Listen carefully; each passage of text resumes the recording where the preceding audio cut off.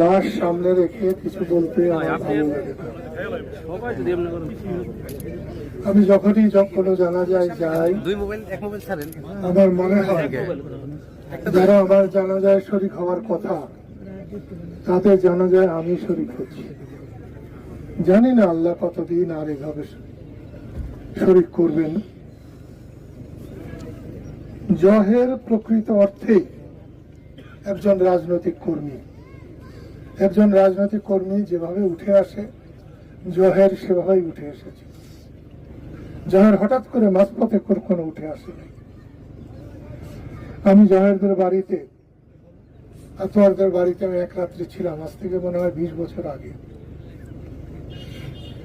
জহের কয়েক মাস আগে আমাকে ফোনে বলেছিল, স্যার দোয়া করবেন, ভালো লাগে না।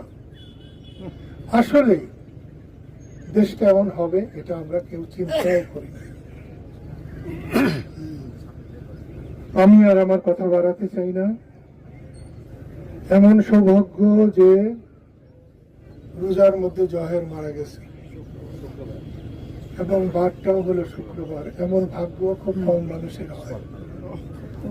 আপনাদের সবার কাছে অনুরোধ করি, মাফ করে দেওয়ার চাইতে বড় একজন মুসলমানের জন্য কোনো কিছু নাই। পারলে আপনারা সবাই জহরকে মাফ করে দেবেন।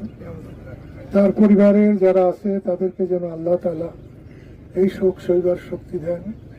আল্লাহ যেন জহরকে মাফ করে ব্যস্তবাসী করেন। আমিন।